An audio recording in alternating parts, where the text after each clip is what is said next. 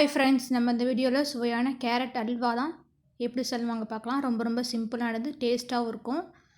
வாங்க எப்படி செய்யலாம்னு பார்க்கலாம். ஃபஸ்ட்டு கேரட் வந்து நான் திருவி வச்சுருக்கேன். நல்லா ஃப்ரெஷ்ஷான கேரட்டாக இருந்தால் இன்னும் சூப்பராக இருக்கும். அப்புறம் முந்திரி ரெண்டாக நான் கட் பண்ணி வச்சுருக்கேன். அப்புறம் வந்து ஒரு 100லேருந்து 150 கிராம் மில்லி அளவுக்கு பால் எடுத்து வச்சுருக்கேன்.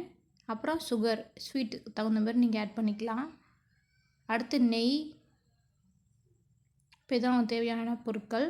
இப்போ வந்து ஃபஸ்ட்டு ஒரு கடாயில் நம்ம வந்து நெய்யை ஆட் பண்ணிக்கலாம். தாராளமாக ஊற்றிக்கோங்க நெய். ஒரு 2லேருந்து ஒரு 3 ஸ்பூன் அளவுக்கு நெய் ஆட் பண்ணிக்கோங்க. ஆட் பண்ணிட்டு ஃபஸ்ட்டு வந்து முந்திரி வந்து வறுத்து தனியாக எடுத்து வச்சுக்கலாம். லைட்டாக வறுத்தா போதும், ரொம்ப வறுக்கணும்னு தேவையில்லை. எல்லாம் தீஞ்சு போயிடுச்சுன்னா நல்லா இருக்காது, டேஸ்ட்டு கடிக்கும்போது நல்லா இருக்காது. லைட்டாக செவந்ததும் இந்தமாரி எடுத்துருங்க, சீக்கிரம் செவந்துடும் நமக்கு.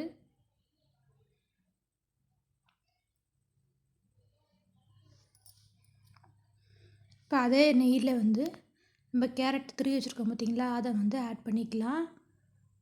ரொம்ப சிம்பிளானது, டக்குன்னு ஈஸியாக 10 மினிட்ஸில் செஞ்சு முடிச்சிடலாம். ரெடியாக இருந்துச்சுன்னா 10 to 15 மினிட்ஸில் செஞ்சு முடிச்சிடலாம்.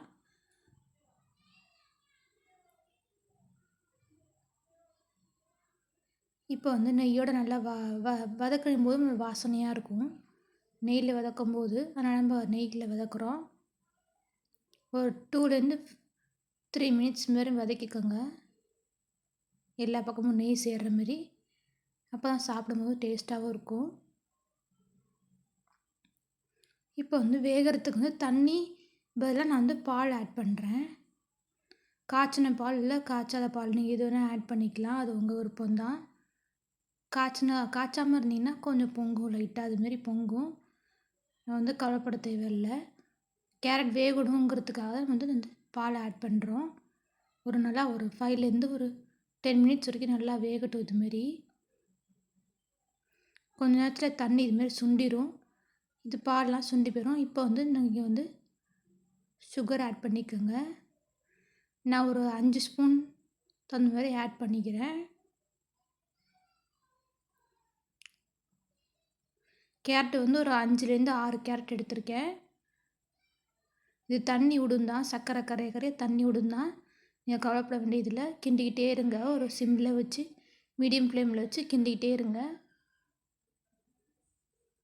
கொஞ்சம் நேரத்தில் அது வந்து அல்வா பதத்துக்கு வந்துடும். நெய் வேணால் நீங்கள் இதோட நடுவில் ஆட் பண்ணிக்கலாம். இப்போ ஃபுல்லை வச்சு ஒரு 5 மினிட்ஸ் இதுமாரி கிண்டிக்கிட்டே இருந்தீங்கன்னு வச்சுக்கோங்க, இதுமாரி நல்லா மாறிடும். நல்லா அல்வா பதத்துக்கு வந்துடும் நமக்கு. பாருங்கள், ரெடி ஆகிடுச்சு, அவ்வளோதான். கேரட்டும் வெந்துடுச்சு, நமக்கு அல்வா பதத்துக்கு வந்துடுச்சு. இப்போ கடைசியாக வந்து முந்திரி ஆட் பண்ணிக்கலாம். ஆட் பண்ணிட்டு வதக்கிட்டா அவ்வளோதான், முடிஞ்சிருச்சு. நெய் ரொம்ப சேர்க்கணும்னு தேவையில்லை, லைட்டாக ஊற்றினா போதும். இப்போ அவ்வளோதான், ரெடி ஆகிடுச்சு சுவையான கேரட் அல்வா. நீங்களே வீட்டில் ட்ரை பண்ணி பார்த்துட்டு எப்படி இருந்துச்சுன்னு கமெண்ட் பண்ணுங்கள். தேங்க்யூ.